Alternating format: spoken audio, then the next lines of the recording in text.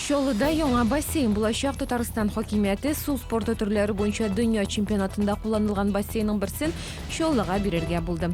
Өлчөмү 60-ка 40 бассейнни ел озагына кадар түзүп бүтүргөн ниеттилер. Онда yüzүү һәм синхрон yüzүү белән шөгыльләнүү мөмкинлеги тудырылачак. Ул Гренада паркында урнашачак. Хезмәт коллективлары белән очрашулар дәвам итә. Бүген Бердәм Россия партиясының җирле бүлекчәсе политсоветы секретаре Түбән Кама гидроэлектр станциясында булды. Наил Мәхдиев тормышка ашырылучы республика президент программалары турында сөйләде. Шолуда 2-нче шәһәр хастаханәсендә капиталь төзекләндерү башланганлыгын хәбәр итте. Очрашуда җәмәгать эшлеклесе һәм сәясәтче Олег Морозов та катнашты. Россия авыл хуҗалыгы һәм азык-төлек министрлыгында шәхси ярдәмче хуҗалыкларында мал-туар һәм кош-кортның баш санын хуҗалык мәйданына бәйле рәвештә чикләү турында карар кабул ителде. Идарә тармагы аңлатуынча, бу эш санитар ихтыяҗ һәм имин экологик вазгыять булдыру өчен кирәк.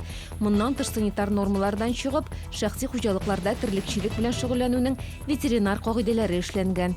Хуҗалыкның җир мәйданы белән терлек саны бәйлеген булдыру планлаштырыла. 15 августта Азатлык мәйданында бал ярминкәсе булачак. Анда крестьян-фермер хуҗалыклары, шәхси эшмәкәрләр, умарта тотучыларның товарлары тәкъдим ителә.